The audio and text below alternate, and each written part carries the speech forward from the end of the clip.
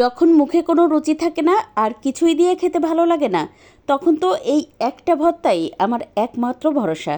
একটু ঝালঝাল করে এই ভর্তাটা বানালে খেতে যে কী পরিমাণ মজা হয়, শুধুমাত্র এই একটা ভর্তা দিয়েই 1 প্লেট ভাত খাওয়া যায়। আজকের ভর্তার জন্য এখানে আমি কতগুলো শুকনো মরিচ একটুখানি তেল দিয়ে লাল লাল করে ভেজে নিলাম। আর মরিচটা বেশ ভালোভাবে ভেজে নিতে হবে, যেন একদম মরিচের যে বিচিটা আছে সেটাও যেন ভালোভাবে ভাজা হয়ে যায়।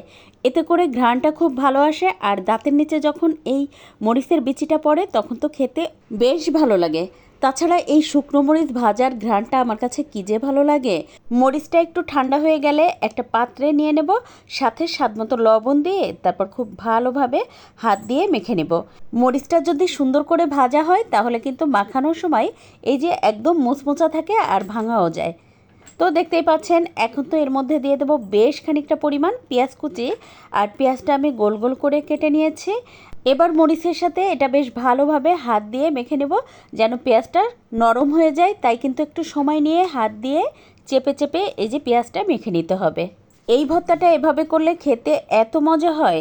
ছোটোবেলায় মাঝে মধ্যেই দেখতাম আম্মা যখন খিচুড়ি করতেন, খিচুড়ির সাথে এই ভর্তাটা রাখতেন। এখন তো আমিও মাঝে মধ্যে খিচুড়ির সাথে এভাবে এই ভর্তাটা করি। তাছাড়া কিন্তু যখন মুখে রুচি থাকে না, একদম কিছু দিয়েই খেতে ভালো লাগে না, তখনও ঠিক এভাবে আমি এই ভর্তাটা করে খাই। পেঁয়াজটা তো নরম করে মেখে নেওয়ার পরে এখন এর মধ্যে দিয়ে দিলাম বেশ খানিকটা পরিমাণ ধনেপাতা কুচি। আর ধনেপাতা কুচি একেবারেই অপশনাল, যদি আপনার ভালো লাগে তো দিবেন, ভালো না লাগলে দেওয়ার দরকার নাই।